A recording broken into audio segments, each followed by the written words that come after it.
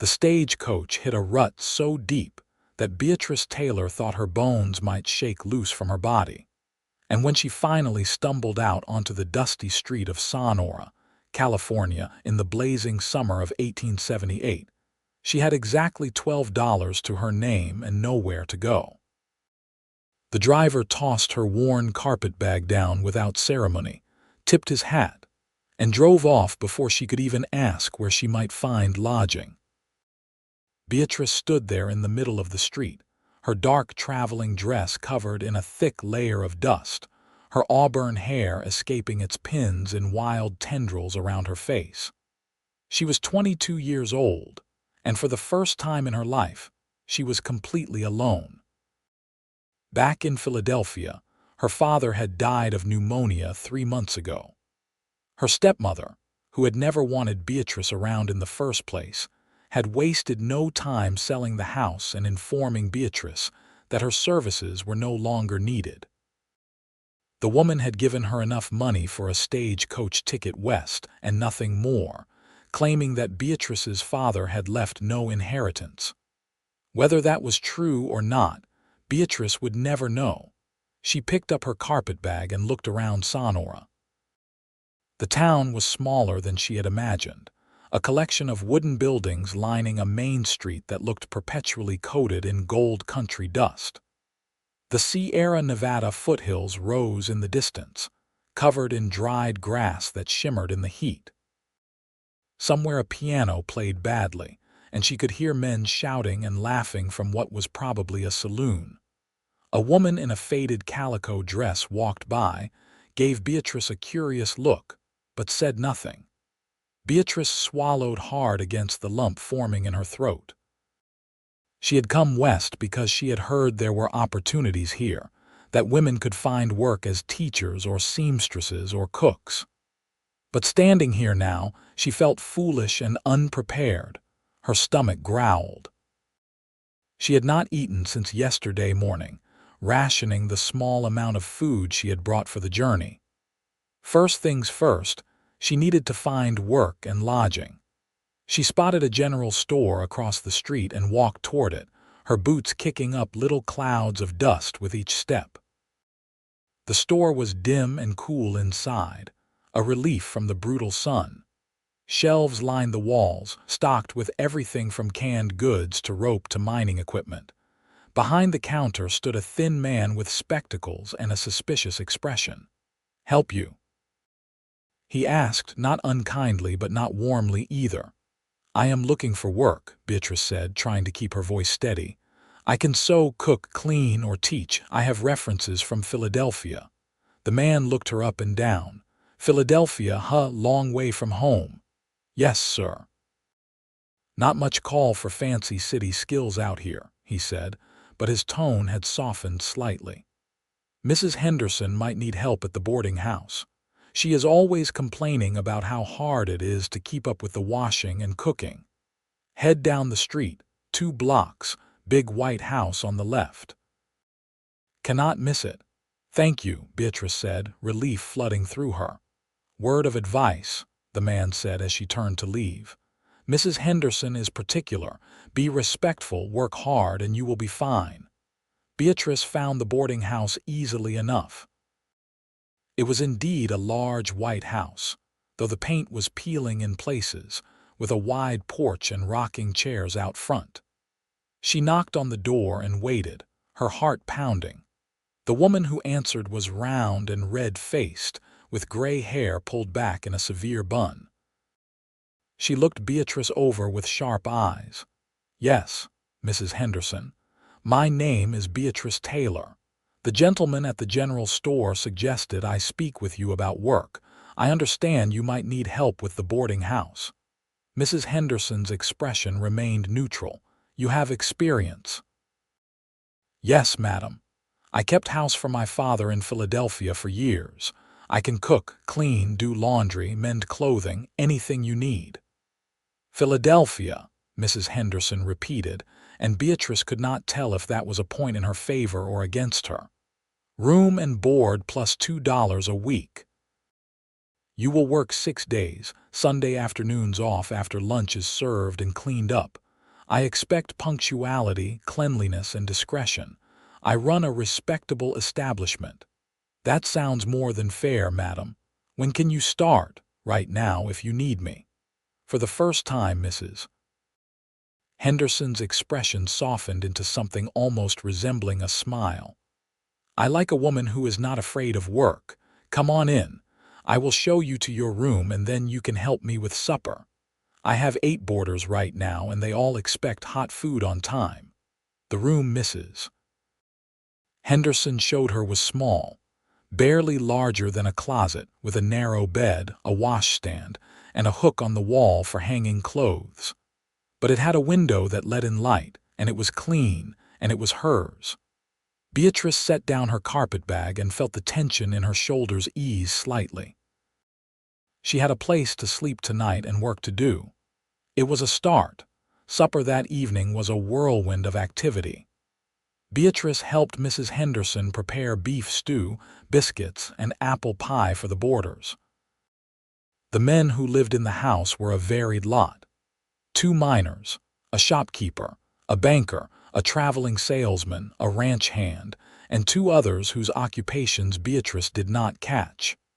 They ate with the single-minded focus of men who worked hard physically, barely speaking except to ask for more food. After supper came the dishes, and then Mrs. Henderson sent Beatrice to bed, saying she looked ready to collapse. Beatrice did not argue. She fell asleep the moment her head hit the pillow, too exhausted even to worry about her uncertain future. The next weeks fell into a routine. Beatrice rose before dawn to help prepare breakfast, spent the morning cleaning rooms and doing laundry, prepared lunch, did more chores, prepared supper, cleaned up after supper and fell into bed exhausted. It was hard work, harder than anything she had done in Philadelphia, but Mrs. Henderson was fair and occasionally even kind, and Beatrice was grateful for it. On her 3rd Sunday afternoon off, Beatrice decided to explore the town properly. She walked past the general store, the saloons, the assayer's office, the church. At the edge of town, she found a small ranch with a hand-painted sign that read, "Thornton Ranch Horses Trained and Sold." The ranch was modest: a barn, a corral, and a small house. In the corral, a man was working with a young horse, speaking to it in a low, calm voice as he moved around it with a rope. Beatrice stopped to watch, fascinated. The man was tall and broad-shouldered, with sandy brown hair and a weathered face that suggested he spent most of his time outdoors. He moved with a quiet confidence, never rushing, never forcing the horse to do anything. After several minutes, the horse walked up to him voluntarily, and the man rewarded it by stroking its neck and speaking softly. Only then did he notice Beatrice standing by the fence. "Afternoon," he said, his voice carrying the same calm quality he had used with the horse. His eyes were a striking blue-green, the color of shallow water over sand. "Good afternoon," Beatrice replied, suddenly feeling foolish for standing there staring. "I apologize for intruding. I was just walking and saw you working. It is quite impressive." He walked over to the fence, the horse following him like a dog. No intrusion, always happy to have an audience that appreciates good horsemanship. "You are new in town, right? Saw you at Mrs. Henderson's place last week when I delivered some vegetables from my garden." "Yes, I arrived about 3 weeks ago. My name is Beatrice Taylor." "Russell Thornton," he said, touching the brim of his hat. "Folks call me Russ. Welcome to Sonora." "Thank you, Mr. Thornton. Just Russ, please." "Mr. Thornton makes me feel like I should be wearing a fancy suit instead of working clothes." He smiled, and it transformed his face, making him look younger and more approachable. "How are you finding California?" "Hot," Beatrice said honestly, and he laughed. "That it is. But wait until winter. These hills get cold and muddy. You will be longing for this heat." He paused, studying her face. You look like you could use a break from that boarding house. Mrs. Henderson works her help hard. She does, but fairly. I am grateful for the work. Still, everyone needs a break. If you are ever looking for a quiet place to sit and think, you are welcome here. I have a bench under that oak tree over there. He gestured to a massive tree near the house, and it catches the breeze real nice in the evenings. Beatrice felt warmth spread through her chest that had nothing to do with the California sun. That is very kind of you, just being neighborly. Sonora is a good town, but it can be lonely for newcomers. I know that from experience. You are not from here originally. Texas, Russ said. Came out here 5 years ago after my folks passed. Wanted a fresh start, somewhere I could build something of my own. Bought this land and have been building up the ranch ever since. It looks like you have done well, getting there, slow and steady. He glanced at the sun, which was starting to sink toward the horizon. I should let you get on with your walk, but I meant what I said about the bench. Any Sunday afternoon you are free, you are welcome. Thank you, Russ. That means a great deal. As Beatrice walked back to the boarding house, she found herself smiling. Russell Thornton was the first person in Sonora, besides Mrs. Henderson, who had shown her genuine kindness. There was something solid and reassuring about him, something that made her feel less alone. The following Sunday, Beatrice found herself walking back to Thornton Ranch. Russ was in the corral again, this time working with a different horse. When he saw her, his face lit up with a smile. You came back, he said, sounding genuinely pleased. I hope that is all right. More than all right. Let me finish up here, and I will join you under the tree. I made lemonade this morning if you would like some. That sounds wonderful. Beatrice sat on the bench under the oak tree and watched Russ work. There was something meditative about it, the way he moved with such patience and purpose. The horse he was working with today was skittish, shying away from his touch, but Russ never lost his temper or forced the issue. He simply waited, speaking in that low, calm voice, until the horse relaxed. 20 minutes later, he joined her under the tree, carrying 2 glasses of lemonade. He handed her one and sat down beside her, leaving a respectful distance between them. Thank you, Beatrice said, taking a sip. It was perfectly tart and sweet and blessedly cold. My pleasure. How was your week? Busy. One of the boarders left and a new one arrived, which meant a full cleaning and changing of the room. Mrs. Henderson has been teaching me her recipes, which is helpful. I was never much of a cook before, but I am learning. Mrs. Henderson is particular about her cooking, Russ agreed. But it is good cooking. I have eaten at her boarding house a few times. They fell into comfortable conversation, talking about the town, the weather, the challenges of ranch life versus boarding house life. Beatrice found herself relaxing in a way she had not since arriving in California. Russ was easy to talk to, never prying but genuinely interested in what she had to say. Why did you come west? He asked eventually. If you do not mind me asking. Beatrice hesitated, then decided on honesty. My father died. My stepmother did not want me around. She gave me enough money for a ticket west and told me to make my own way. Russ's expression darkened. That is cold. It is what it is. I cannot change it. I can only move forward. That is a good way to look at it. He took a sip of his lemonade. For what it is worth, I think you are brave. Not many women would travel across the country alone and start over from nothing. I did not feel brave. I felt terrified. Bravery is not about not being scared. It is about doing what needs to be done even when you are scared.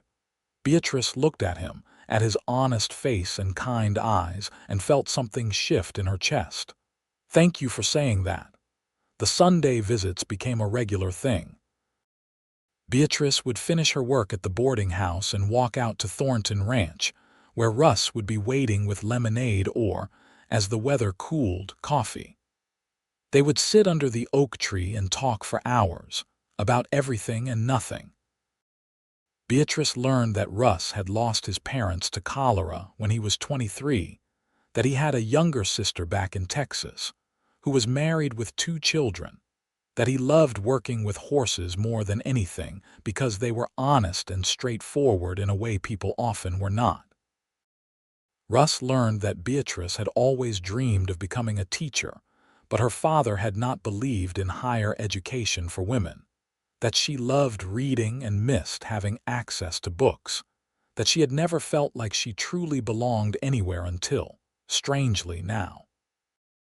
As autumn arrived and the hills turned gold, Beatrice realized she was falling in love with Russell Thornton. It was not a sudden, dramatic realization but a quiet one, like watching the sunrise. She loved the way he treated his horses with such respect and patience, the way he spoke to her like her opinions mattered, the way he smiled when he saw her coming up the road. She loved his strong, capable hands and the way his eyes crinkled at the corners when he laughed. But she said nothing. She was living in a rented room, working for $2 a week. She had nothing to offer a man like Russ, who owned his own land and had built his own business. So she kept her feelings to herself and treasured their Sunday afternoons together. One Sunday in late October, when the air had turned crisp and the leaves on the oak tree were beginning to fall, Russ was waiting for her with a serious expression on his face. "Beatrice, can we talk?" he asked, and her heart sank. This was it. He was going to tell her that she could not come by anymore, that people were talking, that it was inappropriate. "Of course," she said, sitting down on the bench. Russ sat beside her, closer than usual, and took a deep breath. "I have been thinking about something for a while now, and I need to just come out and say it before I lose my nerve." Beatrice's heart was pounding so hard she was sure he could hear it. "I have come to care for you a great deal," Russ said, his eyes meeting hers. "These past months, getting to know you, spending time with you, it has been the best part of my life. You are smart and brave and kind, and when I am with you, I feel like I have found something I did not even know I was looking for." Beatrice could barely breathe. "Russ, I know I do not have much to offer yet," he continued quickly. "The ranch is doing well, but it is not fancy. The house is small, just 3 rooms, but I am a hard worker and I will always do right by you. What I am trying to say, and doing a poor job of it, is that I would like to court you properly, if you are interested, if I have not completely misread the situation." Relief and joy flooded through Beatrice so intensely that tears sprang to her eyes. "You have not misread anything. I care for you too, Russ, very much." The smile that spread across his face was like the sun breaking through clouds. "You do, I do. I have for weeks now, but I did not think a man like you would be interested in someone like me. Someone like you. Beatrice, you are the finest woman I have ever met." He reached out tentatively and took her hand, his calloused palm warm against hers. "Then we are courting." "Yes," Beatrice said, laughing through her tears. "Yes, we are courting." Russ raised her hand to his lips and kissed it gently. "I promise I will do everything I can to make you happy." "You already do." They sat under the oak tree as the sun set, holding hands and talking about the future in a way that felt both terrifying and exhilarating.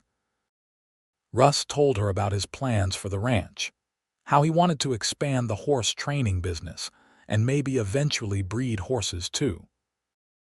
Beatrice told him about her dream of teaching, and Russ immediately suggested that she could teach the children of local ranchers and miners who did not have easy access to the school in town.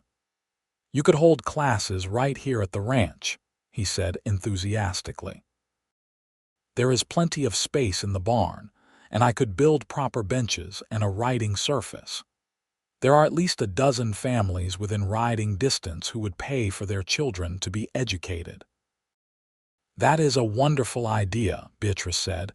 amazed that he would think of her dreams and immediately try to find a way to make them real. "We will make it happen," Russ said confidently. "Together, we can build something good here." As winter approached, Russ and Beatrice's courtship deepened. He came to the boarding house twice a week for supper, sitting at the table with the other boarders but only having eyes for Beatrice. On Sundays, they spent the entire afternoon together, sometimes sitting under the oak tree, sometimes walking through the hills, sometimes just sitting in the barn while Russ worked and Beatrice read aloud to him from borrowed books. Mrs. Henderson, who missed nothing, pulled Beatrice aside one evening in early December. "That Thornton boy is courting you proper," she said, her tone approving. "He is a good man, Beatrice. Honest, hard-working, treats people and animals right. You could do a lot worse." "I know," Beatrice said, feeling her cheeks warm. "I care for him very much. Does he make you happy?" "He does." "Then I am happy for you. Lord knows you deserve some happiness after what you have been through." Mrs. Henderson paused, then added gruffly, "If you marry him, I will be sorry to lose you, but I will not stand in your way. A woman needs her own home and family." The word family struck Beatrice deeply. She had not had a real family since her father died. The idea of building one with Russ filled her with longing and hope. On Christmas Eve, Russ invited Beatrice to the ranch for supper. When she arrived, she found that he had decorated the small house with pine branches and had cooked a meal of roast chicken, potatoes, and vegetables from his root cellar. A fire crackled in the fireplace, making the whole place warm and welcoming. "This is lovely," Beatrice said, looking around in delight. "I wanted to make it special," Russ said, helping her out of her coat. "You have made this year the best one of my life, Beatrice. I wanted to show you how much that means to me." They ate by candlelight, talking and laughing, the easy comfort of people who had come to know each other well. After supper, Russ poured them each a small glass of brandy and led Beatrice to sit by the fire. "I have something for you," he said, pulling a small wrapped package from his pocket. "Russ, you did not have to get me anything." "I wanted to." Beatrice unwrapped the package carefully. Inside was a beautiful leather-bound journal and a fountain pen. "I know you love to read and write," Russ said. "I thought maybe you would like to write down your own thoughts and stories." Beatrice ran her hand over the smooth leather, overwhelmed by the thoughtfulness of the gift. "This is beautiful. Thank you so much." "There is something else," Russ said, and the nervous tone in his voice made Beatrice look up.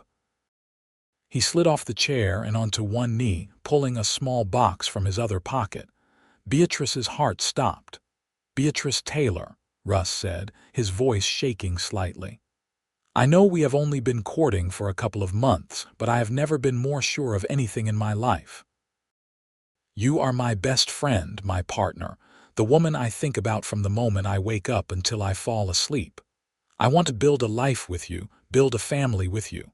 I want to wake up next to you every morning for the rest of my life. Will you marry me?" He opened the box, revealing a simple gold band with a small emerald. "It was my mother's," Russ said. "She would have loved you." Tears were streaming down Beatrice's face. "Yes," she whispered. "Yes, I will marry you." Russ slipped the ring onto her finger and it fit perfectly. Then he stood and pulled her into his arms, holding her tight.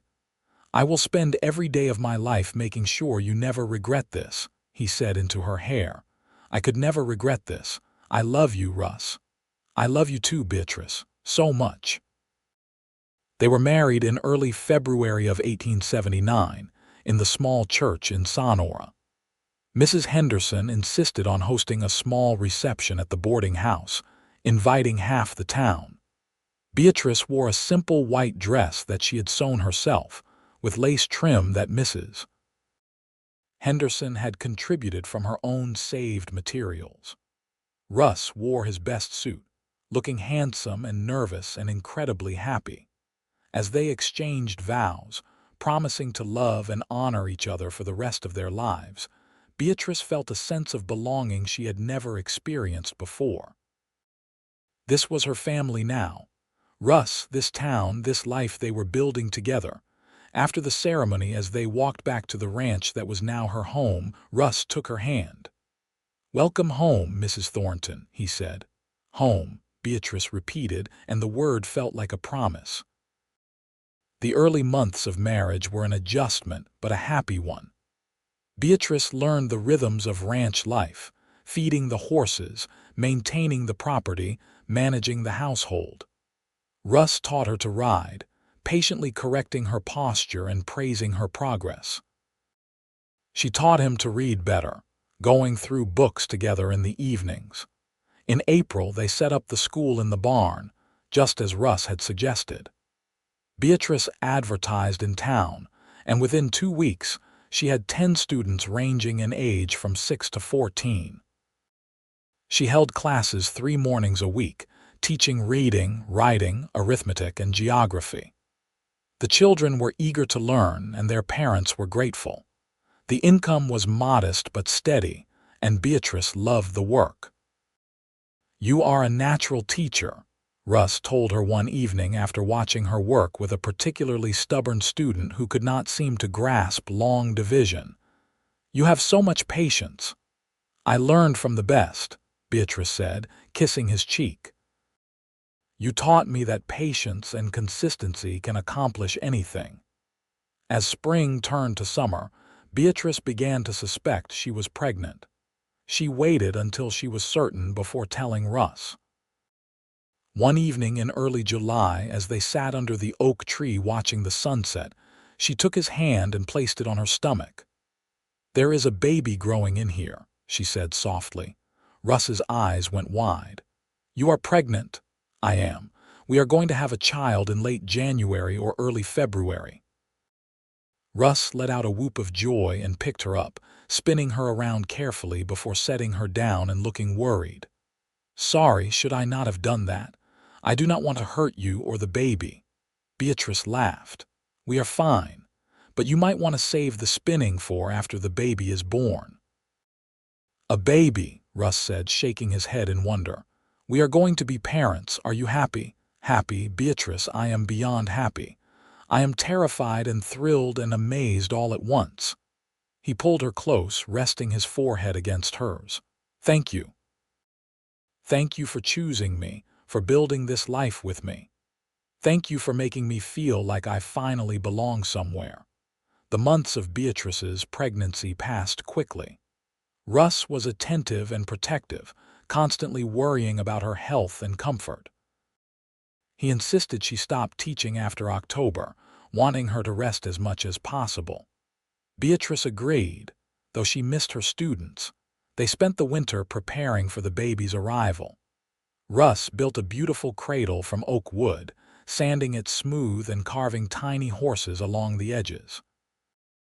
Beatrice sewed baby clothes and blankets, her excitement growing with each tiny garment. On a cold February night in 1880, after a labor that lasted nearly 20 hours, Beatrice gave birth to a healthy baby boy. They named him James Robert Thornton, after both of their fathers. Russ held his son with tears streaming down his face. "He is perfect," he whispered. "Absolutely perfect." "He has your nose," Beatrice said weakly, exhausted but happy. "Poor kid," Russ joked, but he was beaming. The early months with baby James were challenging but joyful. Beatrice had never been so tired in her life, but every time she looked at her son, at the family she and Russ had created, she felt overwhelmed with gratitude. Mrs. Henderson visited regularly, bringing food and offering advice. Other women from town stopped by to welcome the baby and offer their congratulations. Beatrice, who had felt so alone when she first arrived in Sonora, now found herself surrounded by a community that cared. One afternoon in late spring, as Beatrice nursed James and watched Russ work with a horse in the corral, She reflected on how much her life had changed in less than 2 years. She had come to Sonora as a stranger, homeless and afraid, with nothing but $12 and a carpetbag. Now she had a husband who loved her, a son, a home, work that fulfilled her, and a place where she truly belonged. That evening, as they sat together under the oak tree with James sleeping in Beatrice's arms, she said, "I was thinking today about when I first arrived in Sonora. How lost and alone I felt." "That seems like a lifetime ago," Russ said. "It does. But I want you to know that you did not just give me a home, Russ. You gave me a family. You made me feel like I belong." Russ put his arm around her shoulders, pulling her close. "You do belong, here with us. This is your home always." "Belonging is not about blood, is it?" Beatrice said thoughtfully. "It is about heart. It is about finding the people who see you and value you and make you feel like you matter." "That is exactly what it is," Russ agreed. "And you matter, Beatrice. To me, to James, to this whole community. You have become part of the fabric of this town." As James grew, so did the ranch and the school. Russ's horse training business expanded, gaining a reputation throughout the region for producing calm, well-trained horses. Beatrice reopened her school when James was 6 months old, bringing him with her and letting him sleep in a cradle while she taught. The older students took turns entertaining him when he was awake, and he grew up surrounded by learning and laughter. In the spring of 1882, Beatrice discovered she was pregnant again. This time the pregnancy was easier, and in November she gave birth to a daughter they named Margaret Helen, after Russ's mother. "A son and a daughter," Russ said, holding Margaret while James, now almost 3, peered at his baby sister with curiosity. "We are blessed." "We are," Beatrice agreed. The years passed in a blur of activity and joy. James grew into a serious, thoughtful boy who loved books and horses in equal measure. Margaret was spirited and adventurous, always getting into things she should not. In 1885, Beatrice gave birth to another son, Thomas Andrew, who was quiet and sweet-natured from the start. The ranch prospered. Russ hired 2 ranch hands to help with the increasing workload, and they built a larger barn and expanded the corrals. Beatrice's school grew to 20 students, and she hired a young woman from town to help with the teaching. The Thornton family became well respected in Sonora, known for their integrity and kindness. In 1887, when Beatrice was 31 and Russ was 33, they decided their family was complete. They had 3 healthy children, a successful ranch, and more happiness than either of them had ever imagined possible. One Sunday afternoon in the autumn of that year, they sat under the oak tree as they had done so many times before. The children were playing in the yard, their laughter carrying on the breeze. Beatrice leaned against Russ's shoulder, watching their family with contentment. "You remember the first time I came to visit?" Beatrice asked. "Of course. You were so nervous, standing by the fence watching me work with that colt. I had no idea that day would change my life, neither did I, but I am glad it did." Russ kissed the top of her head. "You know what I think about sometimes? If your stepmother had not sent you away, if you had stayed in Philadelphia, we never would have met. Our children would not exist. This life we have built would not exist. I think about that too. It is strange how the worst things that happen to us can sometimes lead to the best things. Your stepmother thought she was getting rid of you, sending you away with nothing. But really, she gave you the freedom to find your true home." Beatrice turned to look at her husband, this good man who had made her a family when she had none. "You are my home, Russ. You and the children. Wherever you are, that is where I belong." "And you are mine," Russ said. "Always." As the sun set over the California hills, painting the sky in shades of orange and pink, the Thornton family gathered under the oak tree. James read aloud from a book while Margaret and Thomas played with the family dog. Beatrice and Russ sat with their arms around each other, watching their children and feeling grateful for every moment that had led them to this place. The years continued to be kind to the Thornton family. As the children grew, they each found their own paths while remaining close to their parents and each other. James, with his love of books and horses, eventually took over the ranch's breeding program, developing a keen eye for bloodlines and temperament. Margaret, spirited and independent, surprised everyone by becoming a nurse, traveling to San Francisco for training before returning to Sonora to provide medical care to the community. Thomas, gentle and artistic, discovered a talent for metalwork and became a skilled blacksmith, setting up his shop in town. In 1895, when Beatrice was 39, Mrs. Henderson passed away peacefully in her sleep. The entire town mourned her loss, but none more than Beatrice. She had been the first person to give Beatrice a chance when she arrived in Sonora with nothing, and their relationship had evolved from employer and employee to something much deeper. "She was like a mother to me," Beatrice told Russ at the funeral. "She took me in when I had nowhere else to go." "She saw what I saw," Russ said. "Your strength, your determination, your good heart." At the reading of Mrs. Henderson's will, Beatrice was shocked to discover that the older woman had left her $500 and her collection of recipes, written in a leather-bound book with detailed instructions. "She told me once that you reminded her of herself when she was young," the lawyer explained. "She wanted you to have something to remember her by."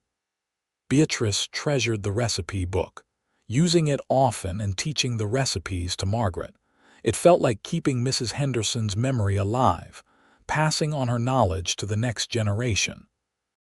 The turn of the century brought changes to Sonora and to the West in general. The wild, lawless days were fading, replaced by more civilization and order. Telephones came to town, and talk of automobiles and electricity filled conversations. The world was modernizing, but the Thornton Ranch remained a place where old values of hard work, integrity, and family still reigned supreme. In 1901, James married a schoolteacher named Sarah, and the following year they gave Beatrice and Russ their first grandchild, a boy named William.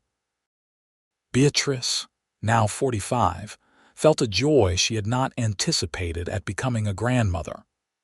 Holding baby William, she thought about the journey that had brought her to this moment, from a frightened young woman with nowhere to go to a matriarch of a growing family. Margaret married in 1903 to a doctor she had worked with in San Francisco. They settled in Sonora, where they both practiced medicine.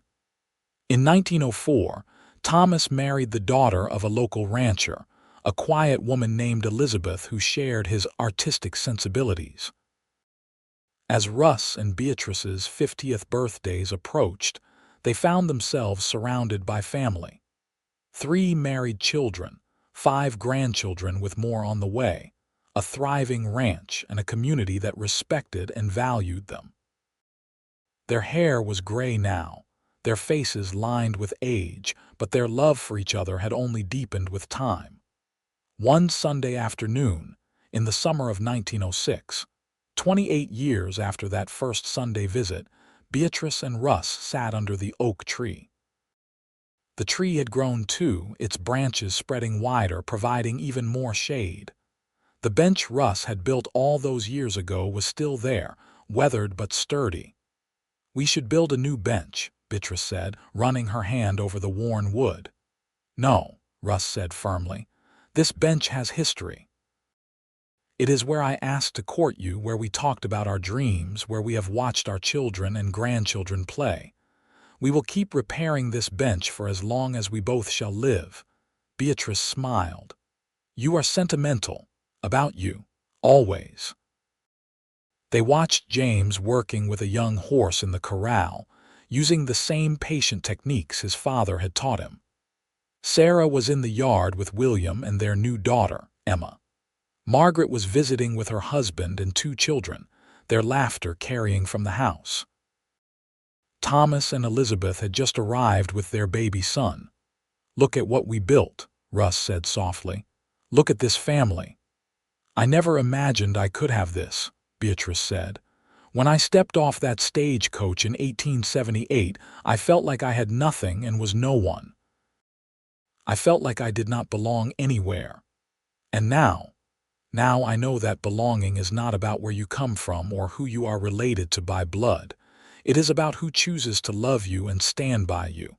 It is about the family you build through commitment and care." She took his hand. "You chose me, Russ. You chose to love me when I was a stranger with nothing to offer. You made me feel like I belonged." "You had everything to offer," Russ corrected gently. "Your kindness, your strength, your beautiful heart. I was the lucky one that you chose me back." "We chose each other," Beatrice said. "And we built this life together." "We built a family," Russ agreed. "Not just with our children, but with this whole community. You taught dozens of children over the years, shaping their futures. I trained horses that helped people build their own ranches and lives. We contributed something meaningful." "Do you have any regrets?" Beatrice asked. Russ thought for a moment. "No, I wish my parents could have met you and known our children. I wish yours could have too, but regrets? No. Every choice I made led me to you, and every choice we made together led us here. How could I regret that?" As the sun began to set, the family gathered under the oak tree, as had become their tradition on Sunday evenings when everyone was together. The children ran around playing tag while the adults talked and laughed. Beatrice looked at each face, memorizing this moment. Her children, grown and happy, her grandchildren, full of life and possibility. Her husband, still the steady, kind man she had fallen in love with nearly 3 decades ago. "What are you thinking about, Mama?" Margaret asked, noticing her mother's contemplative expression. "I am thinking about how lucky I am," Beatrice said. "About how this family is the greatest blessing of my life." "You and Papa built something special here," James said. "You taught us that family is not just about blood. It is about showing up for each other, supporting each other through hard times, celebrating together during good times." "It is about heart," Beatrice said. "Belonging is about heart." Thomas raised his glass of lemonade. "To Mama and Papa, who taught us that home is not a place, it is the people who love you." Everyone raised their glasses, and Beatrice felt tears prick her eyes. This was what mattered. Not the struggles she had endured getting here, not the hardships along the way, but this. Family, love, belonging. As darkness fell and the stars came out, lanterns were lit and the family lingered under the oak tree. The children eventually grew tired, and one by one, families began to say their goodbyes and head home. Finally, only Beatrice and Russ remained, sitting on their weathered bench, holding hands as they had done so many times before. "Another good day," Russ said. "The best kind of day," Beatrice agreed. They sat in comfortable silence, listening to the crickets and the distant sound of horses moving in the barn. This was home. This was family. This was belonging. In the years that followed, more grandchildren arrived and eventually great-grandchildren. The ranch continued to thrive under James's management. Margaret and her husband opened a small hospital in Sonora. Thomas's metalwork became sought after throughout the region. The Thornton name became synonymous with integrity, quality, and family values. As Beatrice and Russ grew older, they gradually stepped back from the daily work of the ranch, but they remained at its heart. They spent their days reading, working in the garden, and entertaining the steady stream of children and grandchildren who visited. The Sunday gatherings under the oak tree became legendary, with sometimes 30 or more family members present. On their 50th wedding anniversary in 1929, the family threw a massive celebration. More than 100 people attended, including their children, grandchildren, great-grandchildren, and nearly everyone in Sonora. A local journalist wrote an article about them, calling them the heart of Sonora and praising the example they had set for building strong families and communities. During the celebration, Russ stood to give a speech. At 75, he was still tall and strong, though his hair was white and his face deeply lined. 50 years ago, I married the love of my life, he said, his voice carrying across the crowd. Beatrice came to Sonora as a stranger, with nothing but courage and determination. I was a lonely rancher, building a business but not a life. Together, we built something neither of us could have created alone. We built a family, not just through our children, but through the way we lived our lives. We learned that belonging is not about blood, it is about heart. It is about choosing to love, to commit, to show up day after day for the people who matter. He turned to Beatrice, his eyes full of love. Thank you for choosing me, Beatrice. Thank you for 50 years of love and partnership. You are still the best thing that ever happened to me. Beatrice stood and embraced her husband as the crowd cheered. And you are the best thing that ever happened to me. You made me a family when I had none. You gave me a home when I was lost. You showed me that love is not just a feeling. It is a choice you make every single day. As Beatrice and Russ moved into their late 70s, they faced the inevitable challenges of aging. Their bodies slowed down, aches and pains became constant companions, but their minds remained sharp, and their love for each other never wavered. They spent most of their time on the porch of the ranch house, watching the activity of the ranch and enjoying visits from family. In the spring of 1933, Russ fell ill with pneumonia. Despite the best efforts of Margaret and her husband, his condition worsened. The family gathered at the ranch, knowing the end was near. Beatrice rarely left his bedside, holding his hand and talking to him about their life together. "Do you remember that first Sunday I came to visit?" she asked him one afternoon, her voice thick with unshed tears. "Of course," Russ said, his voice weak but clear.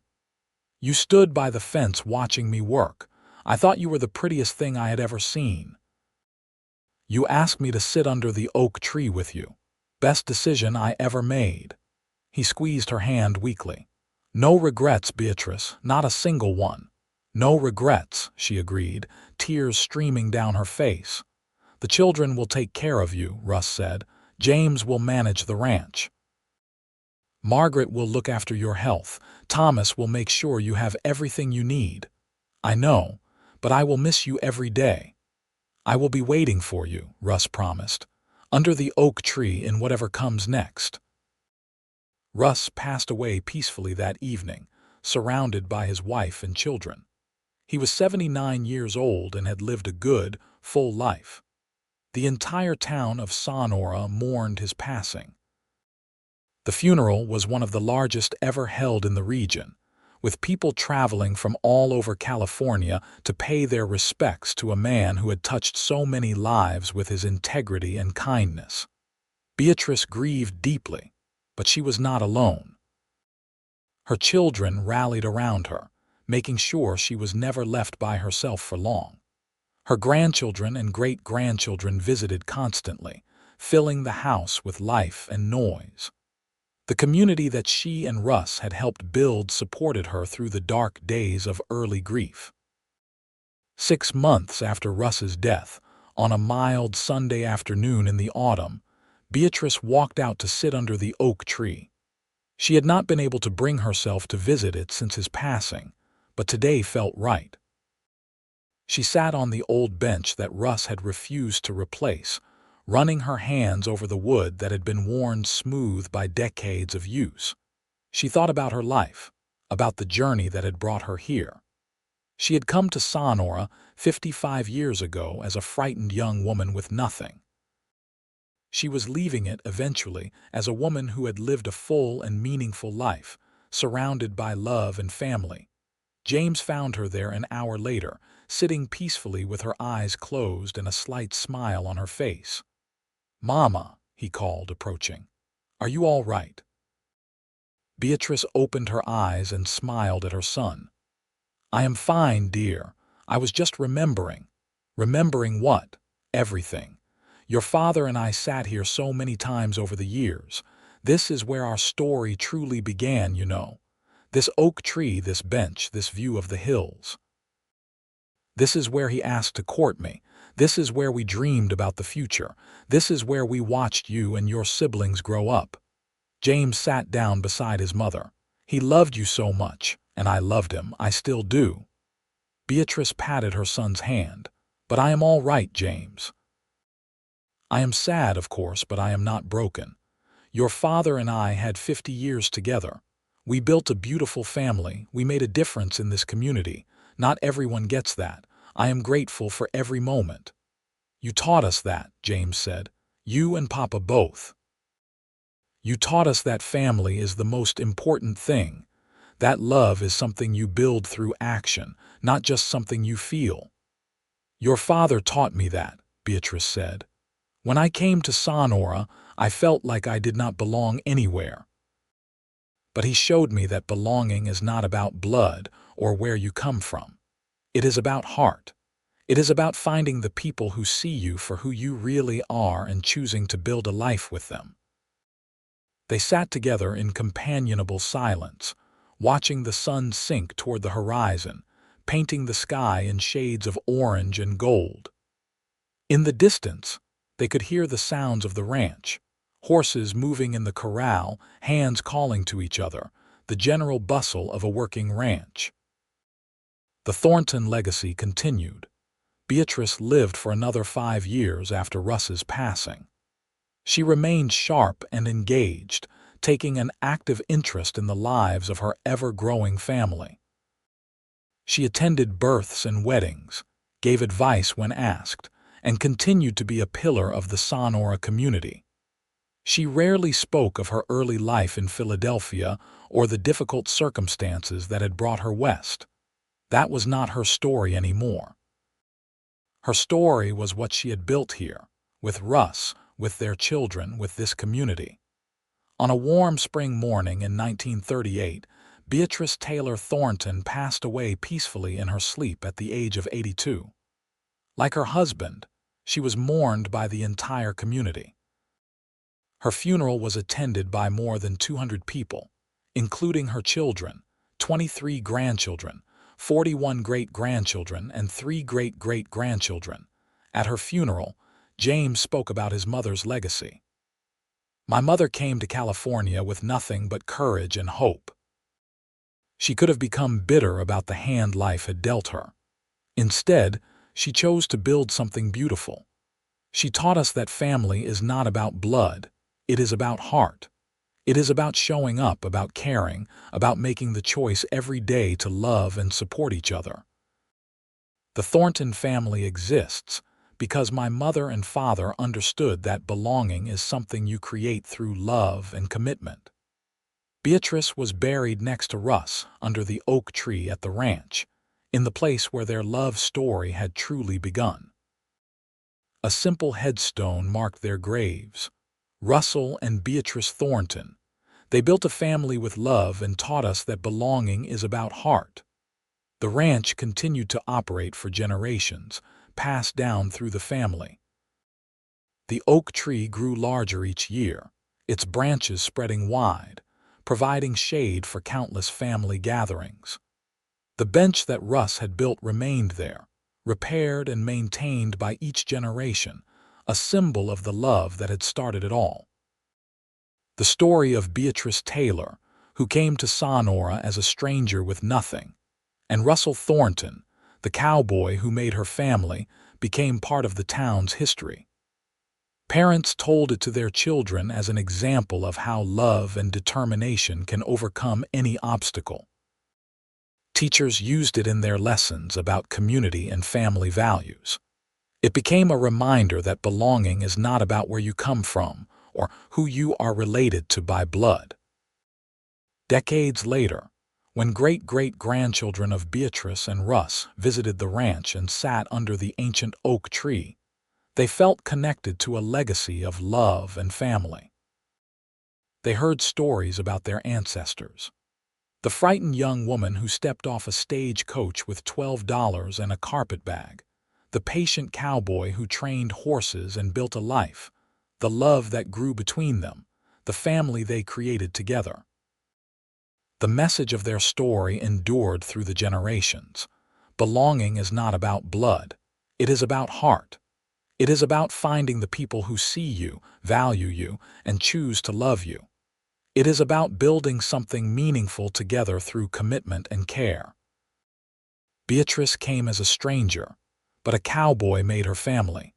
And together they proved that home is not where you come from, but where you are loved and where you choose to love in return.